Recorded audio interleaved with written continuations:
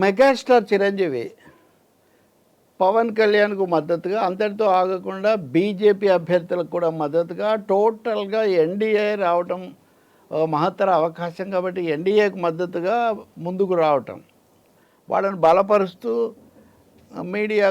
మీడియాతో దాదాపు అంటే మీడియాకు విడుదల చేశారు కాబట్టి మీడియాలో మాట్లాడటం రాష్ట్రంలో కొంత రాజకీయ పరిణామమైంది, కొంత ఆసక్తి కలిగించింది. నేను అప్పుడే చెప్పాను, చిరంజీవి ఒక నిర్ణయం తీసుకున్నట్టుగా ఉన్నారు, తమ్ముడికి అండగా నిలబడాలని.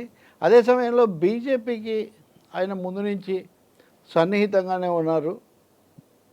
అంటే పార్టీలో చేరను, రాజకీయాల్లోకి రాను, కానీ తన మొగ్గు లేదా తన ఆలోచనలు ఎటువైపు ఉన్నాయనే విషయంలో ఆయన ఎప్పుడు పెద్ద సందేహానికి ఏమీ గురి కాలేదు.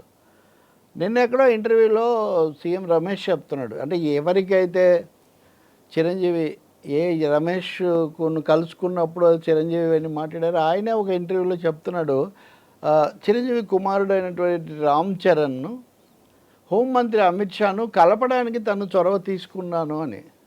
ఎలాంటి రాజకీయ శక్తులు ఏ పాత్ర నిర్వహిస్తుంటాయో మనం ఇప్పుడు అర్థం చేసుకోవచ్చు. అంటే ఇది దీని వెనుక ఒక లింక్ ఉందని ఉండొచ్చు. ఇప్పుడు ప్రజాస్వామ్యంలో వ్యక్తులందరికీ సొంత అభిప్రాయాలు, ఇష్టాలు, వ్యతిరేకతలు, అనుకూలతలు ఉంటే అది వాళ్ళ ప్రాథమిక హక్కు. దాన్ని మనం ఏం ప్రశ్నించడానికి కూడా ఏం అవకాశం లేదు. వ్యతిరేకులు వ్యతిరేకించవచ్చు. కానీ సమస్య అంతా ఏంటంటే నీళ్ళల్లో మునిగితే తప్పకుండా తడుస్తాం, ఈ ఎండలోకి వెళ్తే తప్పకుండా వేడి సెగ కొడుతుంది మనకు. కానీ నీళ్ళల్లో మునిగినా తడవకూడదు, నీళ్లు తడపకూడదు అంటే కుదరదు. మీరు ఎప్పుడైతే ఒక రాజకీయ పక్షాన్ని, ఎన్నికల్లో ఉన్న ఒక కూటమిని మీరు బలపరుస్తారో ఆ కూటమికి వ్యతిరేకమైనటువంటి శక్తులు, ప్రధాన ప్రత్యర్థులు దాన్ని తప్పకుండా వ్యతిరేకిస్తాయి, ఖండిస్తాయి, నిరసిస్తాయి, ఆ వాదనలు సరికాదని చెప్తాయి.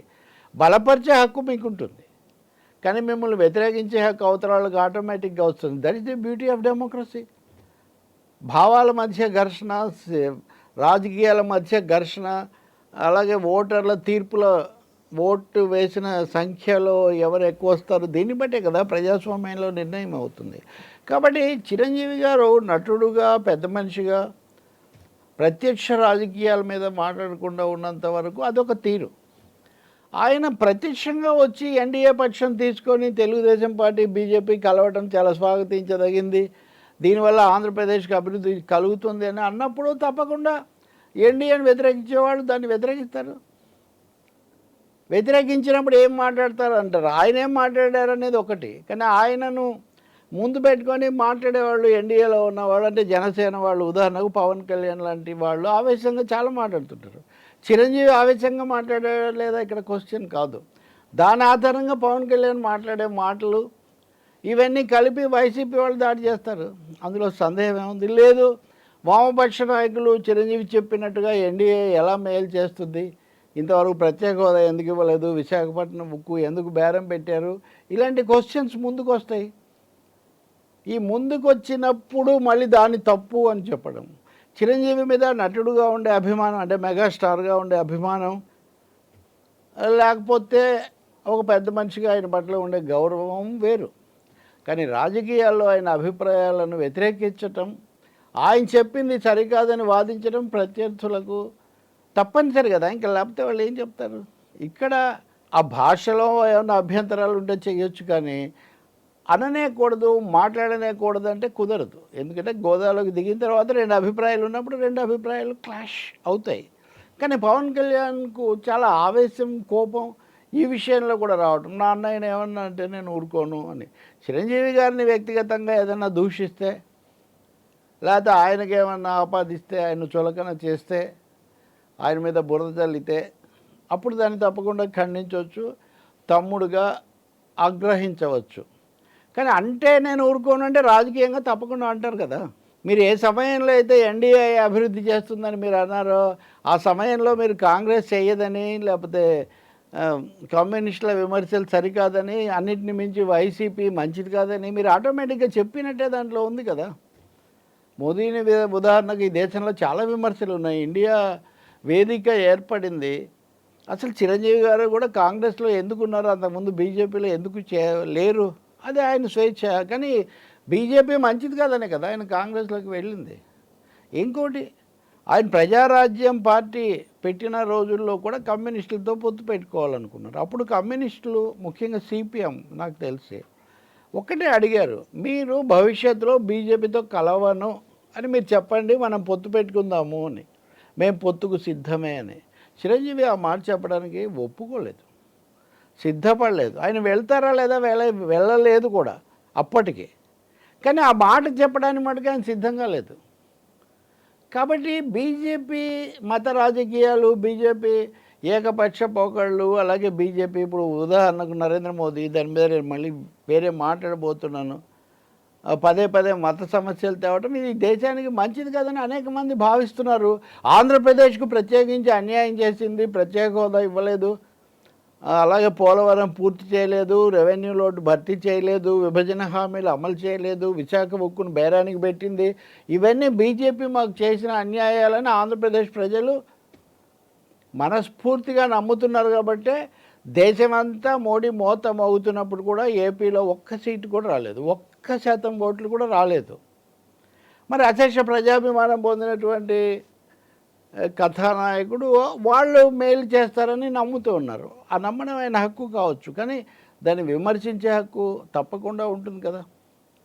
ఇక దీన్ని మరి రాజకీయ విమర్శలు, రాజకీయ వైఖరులను అలా తీసుకోకుండా వ్యక్తిగతంగా తీసుకొని ఒకరు ఇప్పుడు అన్నతమ్ములు లేకపోతే ఇంకొకరు ఇప్పుడు చిరంజీవిని పవన్ కళ్యాణ్ ఎన్నిసార్లు విమర్శించలేదు, కాంగ్రెస్తో కలవడం నాకు నచ్చలేదు, దాన్ని నేను అందుకనే ప్రజారాజ్యం వరవడి నుంచి నేను దూరం అయ్యాను, ప్రజారాజ్యంలో చాలా నేర్చుకున్నాను, నేను చిరంజీవి అంత మంచివాడిని కాదు, ఇలా చాలా వ్యాఖ్యలు చేశాడు. మరి అవన్నీ రైటా? అప్పుడు ఆయన కాంగ్రెస్తో అనుకున్నప్పుడు మీరు ఆ విమర్శలు చేశారు. ఇప్పుడు మీరు బీజేపీ అవ్వడం ఆయన మంచిదే అంటున్నాడు. మీరు బీజేపీతో కలవటం, మీరు అమిత్ షా మీద కూడా విమర్శలు చేశారు. నేను బీజేపీకి మద్దతు ఇస్తానంటే నన్ను కలుపుకోవాలని చూశారు అని అన్నారు. ప్రత్యేక హోదా పాచిపోయిన లడ్డు అన్నారు. మీరు అనే మాటలుగా మార్చుకునే హక్కు మీకున్నప్పుడు మీరు మార్చుకున్న దాన్ని బట్టి స్పందించే హక్కు అవతలి వాళ్ళకు ఉండదా? అలా మాట్లాడినప్పుడు ఓ సజ్జల రామకృష్ణారెడ్డి మాట్లాడింది, లేకపోతే ఇంకోటి మాట్లాడింది మీకు నచ్చకపోవచ్చు, దాన్ని మీరు ఖండించవచ్చు, తప్పులేదు. తీవ్రంగా వాళ్ళకంటే తీవ్రంగా మీరు వాళ్ళ మీద ధ్వజం ఎత్తవచ్చు. కానీ అదేదో అన్న మీద అన్నదమ్ముల వ్యవహారం కాదు, అది ఆంధ్రప్రదేశ్ రాజకీయం. ఇంకా it is no more a sentiment confine to brother and 2 brothers. అది 2 పార్టీస్ 2 క్యాంప్స్ మధ్యలో ఘర్షణగా మారింది. ఇది చాలా స్పష్టంగా గుర్తించాలి.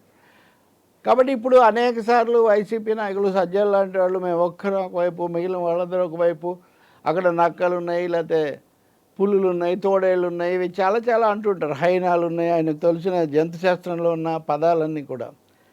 అది వాళ్ళ ప్రచారం, దాన్ని అదే భాషలో వ్యతిరేకించవచ్చు. కానీ హెచ్చరికలు లేకపోతే అసలు ఏదో మహాపాపం అని చెప్పడానికి మనకేం అధికారం ఎవరికీ ఉండదు. ఆ మాటకు వస్తే మీరు విమర్శ చేస్తున్నప్పుడు మీరు విమర్శకు గురికాక తప్పదు. వ్యక్తిగత అంశాలు, పెళ్ళిళ్ళు, భార్యలు ఇటువంటివి అనవసరం, చర్చలోకి వద్దు, దీన్ని అందరూ కూడా ఒప్పుకున్నారు. కానీ వైసీపీ వాళ్ళు మీ మీద అది చేస్తూనే ఉన్నారు. ముఖ్యమంత్రి జగన్ కూడా చేస్తున్నారు, పదే 4 పెళ్ళిళ్ళు. ఇప్పుడు మీరు ఆ 3 పెళ్ళిళ్ళ సమస్య కాదు, 4వ పెళ్ళాం ఎవరు, జగనైనా 4వ పెళ్ళాం అనే విధంగా మీరు మాట్లాడుతున్నారు.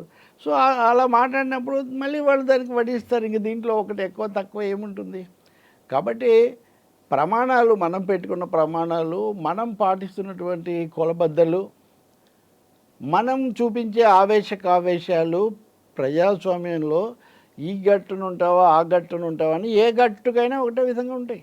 దాన్ని తెలుసుకోవాల్సిందే. ఒకవైపున ఉంటే అది ఒక విధంగా ఆలోచిస్తే అది పరమ పవిత్రం, ఇంకో వైపున మటుకు అది చాలా అమానుషం అని చెప్పే అవకాశం ఎంత మాత్రం లేదు. వ్యక్తిగతంగా చేయకూడదు, వ్యక్తిగతంగా బురద చల్లకూడదు అన్నది అది అందరికీ అది కూడా వర్తిస్తుంది.